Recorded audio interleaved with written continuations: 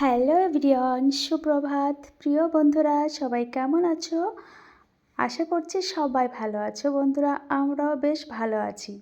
বন্ধুরা, আমি রিতার ছোট পৃথিবীতে তোমাদের সবাইকে স্বাগত। বন্ধুরা, আজকে হচ্ছে বৃহস্পতিবার আর এখন বাজে সকাল 5:30টায়। খুব সকালেই ঘুম থেকে আজকে উঠে গেছি, যেহেতু আজকে হচ্ছে পূর্ণিমা এবং বৃহস্পতিবার। তার জন্য কিন্তু সকাল সকাল ঘর দুয়ার সব পরিষ্কার করতে হবে, পুজো করতে হবে, ঠাকুরের সামনে ভোগ নিবেদন করতে হবে। তাই জন্য কিন্তু খুব সকালে উঠে পড়েছি, সব কাজ সেরে 9টার ভিতরে আমি পুজোটা কমপ্লিট করব। আর তাছাড়া আজকে ছেলেরও পরীক্ষা আছে, তো পরীক্ষা দিতে যাবে, ওর সঙ্গে আমাকে বেরোতে হবে, তাই সকালে সব কাজ সেরে তবেই বেরোবো। তো দেখো বন্ধুরা, প্রথমেই ঘুম থেকে উঠে চলে গেছিলাম ছাদে।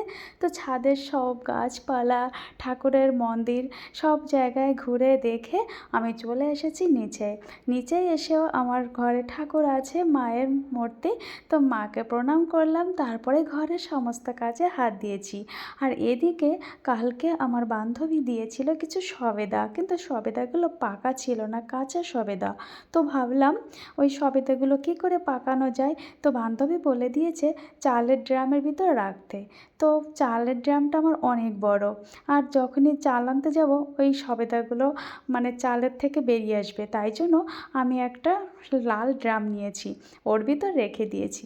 তারপরে বন্ধুরা একে একে সমস্ত কাজ করে নিচ্ছি। আর দরজা জানলা খুলিনি, মানে খুবই ঠান্ডা, আজকের সকালটা প্রচণ্ড ঠান্ডা ছিল।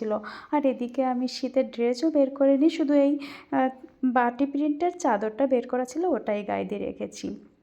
কালকে রাত্রে ভিজিয়ে রেখেছিলাম এই যে ডাবরির ডাল, আমরা যেটা বলি ঘুগনি ডাল। তো ওটা ভিজিয়ে রেখেছিলাম, সেগুলো এই যে এখন সিদ্ধ বসিয়ে দিয়েছি, ঘুগনিটা করব। আর সিদ্ধ না করে ঘুগনি তো করা যায় না বলো, তাই ঘরে কাজ করতে করতে আমি ওটাকে সিদ্ধ বসিয়ে দিয়েছি। তো তারপরে সিদ্ধ হয়ে গেছে। আর এদিকে দেখো বন্ধুরা, আমি কিন্তু ড্রেসটা চেঞ্জ করে নিয়েছি, সকালে বাসি ড্রেসটা চেঞ্জ করে নিজে ফ্রেশ হয়ে তারপরে এই যে ঘুগনির জন্য যে মশলাপাতি ওগুলো করে ঘুগনি করব। তো শাশুড়িমা বলছে বৌমা সবগুলো উপরে নিয়ে আসো, আমি উপরেই রান্না করে দেবো, তুমি আর নিচে রান্না করতে হবে না। তাই শাশুড়ি মাকে আমি উপরে সব কিছু গুছিয়ে দিয়েছি রান্না করার জন্য। তো শাশুড়িমা রান্না করছে, আর এদিকে আমি ছেলেকে ঘুম থেকে তুলছি। এখন 8টা বাজে। ছেলে আমার অনেক রাত অবধি পড়াশোনা করেছে, 2:30টা অবধি। তো আমাকে বলছে মা সকালে একটু দেরি করে ডাকবে, তা নাহলে ঘুম ভাঙবে না। তো 8টা বাজে, তারপরেও কিন্তু ঘুম ভাঙছে না, অনেক বকাঝকা করে ঘুম থেকে টেনে উঠিয়েছি। প্রথমে জানলা দরজা খুলে দিয়েছি, লাইট এসেছে ঘরে, তারপরে ওকে টেনে টেনে তুলেছি। তোলার পরে ও ফ্রেশ হচ্ছে, আর আমি ঘরটা সুন্দর করে গুছিয়ে রেখে দিয়েছি। আর যেহেতু এখন ঠান্ডা, তো ওই জন্য আরও ঘুম পাচ্ছে, বুঝেছো। তারপরে দেখো বন্ধুরা চলে এসেছে আবার ছাদে। এখন বেশিরভাগ সময়টাই আমরা ছাদেই থাকছি শীতকালটা। আর এই যে আমার শাশুড়িমা রান্না করছে, আমার শাশুড়িমা কাঠে রান্না করতে ভীষণ পছন্দ করে, তাই শীতকাল তো ওই জন্য একটা অর্ডিনারি উনুন তৈরি করে ফেলেছে, ওখানে একটু রান্না বান্না করে। আর দেখো রান্নার জায়গাটায় কত সুন্দর, টপে ফুল গাছগুলো কি ভালো লাগছে বলো, চারিপাশে ফুল গাছ আর মাঝখানে রান্না করছে, ভীষণ ভালো লাগছে। তো শাশুড়ি মা রান্না করছে, আর এদিকে আমি কি করছি বন্ধুরা, সব কাজগুলো একটু একটু করে করে নিচ্ছি, যেহেতু ছাদেই আমার ঠাকুরঘর। আর দেখো তোমাদেরকে দেখাই বন্ধুরা, আমার ছাদের টপে কি কি গাছ হয়েছে আর ফল হয়েছে। বেগুন গাছে বেগুন ধরেছে, টমেটো ধরেছে, ফুল গাছে ফুল ধরেছে, বাঙি গাছে বাঙি ধরেছে, মানে যেগুলো গাছ আমি লাগিয়েছি সব কয়টা গাছে কিন্তু ফুল ফল এসে গেছে। দেখে ভীষণ মজা, ভীষণ ভালো লাগছে। আর এই ফুলগুলো আমি কিন্তু ফুল ফোটা অবস্থায় গাছ কিনে এসে লাগিয়েছিলাম, তারপরে এত ঝাপটালো হয়েছে। আর দেখো বন্ধুরা, প্রতিদিন আমি এত ফুল পাই যে বৃহস্পতিবারেও আমাকে বাজার থেকে ফুল কিনে আনতে হয় না। আমার গাছে অনেক ফুল ফোটে, সব গাছ থেকে 2-3টে করে ফুল তুললে না এক ঝুড়ি ফুল হয়ে যায়। সেই সঙ্গে আমাদের অন্য একটা জায়গায় একটা গাছ আছে, ফুলের গাছ, মানে জবা ফুলের গাছ। তো সেখান থেকে শ্বশুরমশাই শাশুড়ি মা অনেক ফুল এনে দেয়, তো সেগুলোতে আমার অনেক ফুল হয়ে যায়। সেই ফুল দিয়ে আমি প্রতিনিয়ত পুজো করি, কিন্তু বৃহস্পতিবার তো, তাই আজকে আমি একটু বেশি ফুল তুলেছি গাছ থেকে, মানে একদম আসনটা সাজিয়ে দেবো। তো আমি পুজোর জন্য সব কিছু গুছিয়ে নিচ্ছি বন্ধু। বন্ধুরা ফুলগুলো তো তোলা হয়ে গেছে, আর এখন আমি ঠাকুর ঘরটা পরিষ্কার করব, মানে মুছবো, ঠাকুর ঘরে বাসনগুলো মাজবো। আর এইদিকে ছেলে ঘরে পড়ছিল, তারপর আবার সেখান থেকে যে উপরে চলে এসেছে, বলছে মা একা একা ভাল লাগছে না, তাই উপরে আসছি। ও পড়তে বসলো, ওর পাশে আমি থাকি, কিন্তু আজকে যেহেতু ওকে নিয়ে বেরোবো 10টা 10:30টার মধ্যে বেরোতে হবে, তো তার আগে পুজোটা করব। যেহেতু পূর্ণিমা 7টার সময় কিন্তু পূর্ণিমা লেগে গেছে বন্ধুরা।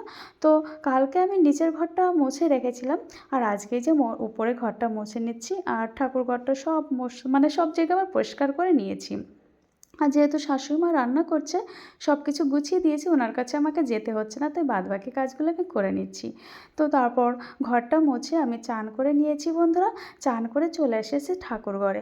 দেখো আমি গাছ থেকে যে ফুলগুলো তুলেছিলাম, ফুল দিয়ে কিন্তু পুরো আসনটা আমি সাজিয়ে নিয়েছি। আমার আর বাইরের ফুল থেকে দরকার হয়নি, কারণ বৃহস্পতিবার হলে প্রতিদিন ফুলটা না কিনলেও বৃহস্পতিবার কিন্তু আগে আমি স্টেশন থেকে ফুল নিয়ে আসতাম, তবেই পুজো হতো। এখন আর আমাকে যেতে হয় না, প্রতিদিনই আমার এই লাগানো গাছ থেকে ফুল ছিঁড়ে আমি প্রতিনিয়ত পুজো দিচ্ছি। আর সেই সঙ্গে বৃহস্পতিবার হলে এক ঝুড়ি ফুল হচ্ছে, কি ভালো লাগছে বলো, গাছ লাগিয়ে সেই গাছের থেকে ফুল তুলে ঠাকুরকে দিচ্ছি, কত ভালো লাগছে।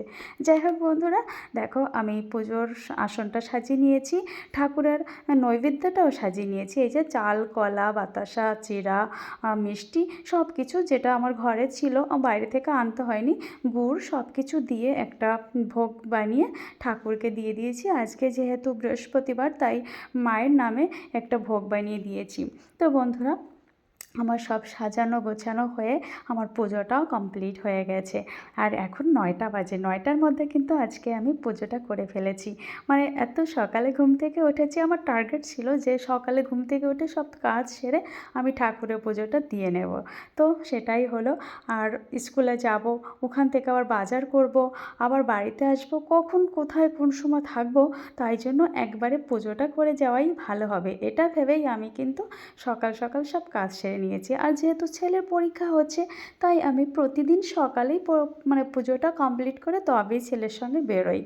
তো দেখো বন্ধুরা, আজকে যেহেতু তাড়াতাড়ি বেরোতে হবে, তাই এখন আর পাঁচালিটা আমি পড়ছি না, সন্ধ্যায় যখন পুজো করব তখন পাঁচালিটা পরব।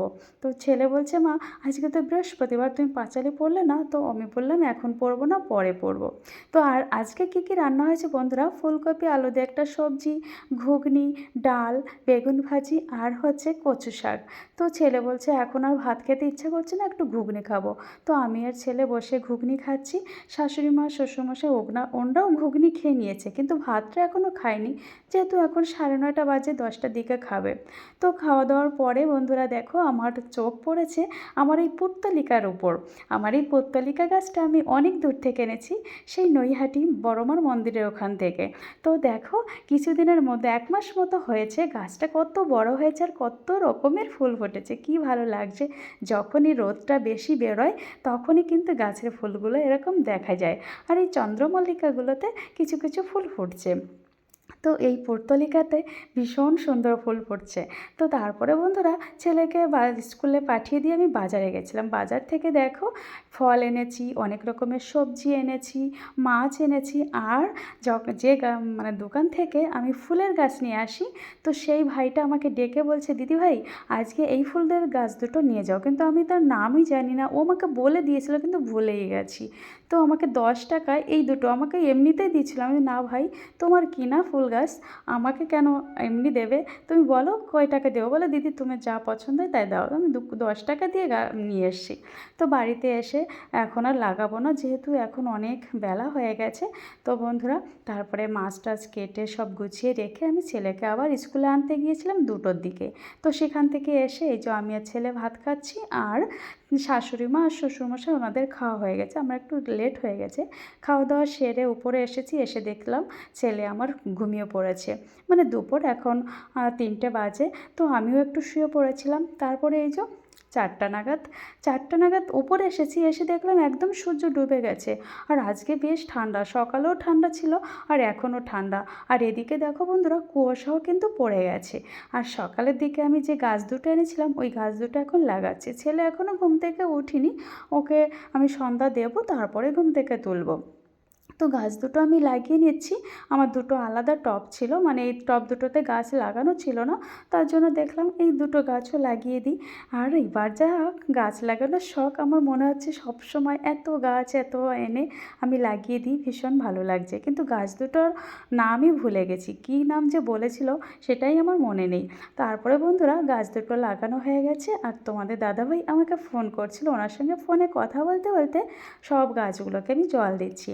আর এদিকে দেখো অন্ধকারও হয়ে গেছে, এখন আমি সন্ধ্যা দেব, পাঁচালি পরব। তো আমি গাছপালায় সব কিছুতে জল টল দিয়ে তারপরে আমি হাত মুখ ধুয়ে চলে এসেছি আমি ঠাকুর ঘরে। বন্ধুরা এখন আমি ঠাকুরের পুজো করব, সেই সঙ্গে পাঁচালিটাও আমাকে পড়তে হবে। তারপরে আমি ছেলেকে ঘুম থেকে উঠবো, কালকে আবার পরীক্ষা আছে। কালকে তো শুক্রবার, তো কালকে আছে ওর ইতিহাস পরীক্ষা। তো ছেলে বলছে, মা তুমি সন্ধ্যা দিয়ে তারপরে আমাকে ডেকে নেবে, তারপরে আমি উঠে পড়াশোনা করব। তো আমি সন্ধ্যাটা দিচ্ছি বন্ধুরা, সন্ধ্যা দেওয়া হয়ে গেছে, আর এখন আমি পাঁচালিটা পরবো, পাঁচালি পরে তারপরে নিচে যাব।